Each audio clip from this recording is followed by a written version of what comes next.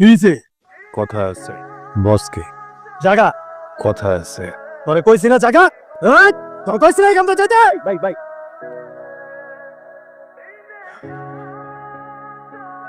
কি কথা? আপনার পোলা ভাই নাম এ নাকি যাবি তোরে যা।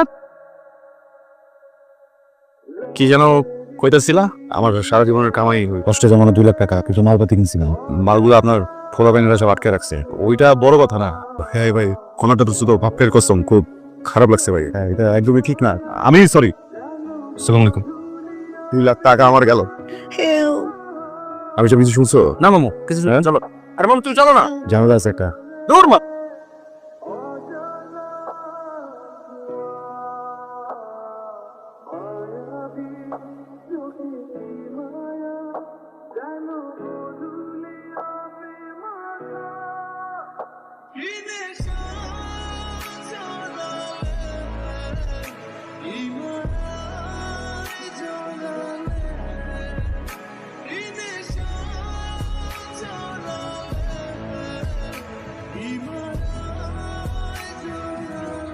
রিপোর্ট আসেন কেমনে?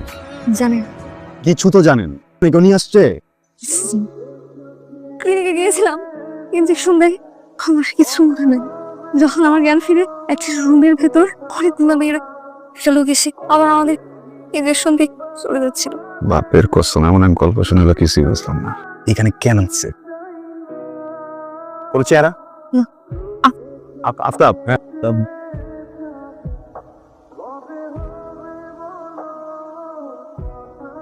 টেনশনে গেছি না, আমার পরিচিত। আপনি চলেন আমার সাথে, আমি সবকিছু নিজে করে দিচ্ছি। আমি বললে আর ডিস্টার্ব করবো না, চলেন। আমি যাবো না। কিন্তু চাইতে হবে। গুলি করে দিব মানে, দেখছো না? তুলে নিয়ে যাবো, কিছু করার নাই। আমি বলতেছি না। এই ভাই আমার বাপের কসম, আমি ইচ্ছা করে করি নাই। আপনাদের জিনিস আপনাদের ফিরে দিতে আসছি।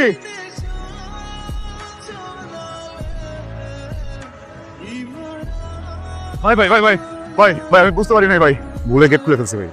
কোনো ঝামেলা ছিল না ভাই। ভাই ভাই ভাই ভাই ভাই ভাই ভাই ভাই গুলি করুন না ভাই, অনেক বড় বিপদে পড়ে যাবো ভাই। এইখান থেকে নড়িস না।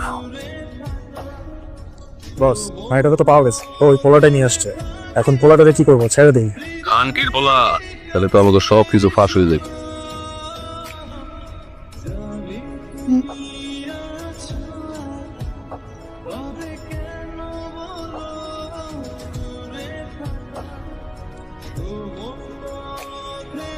এতগুলো শয়তানের মাঝে একটা মেয়েকে রেখে চলে আসছেন, আর বাসা কি মা বোন নাই?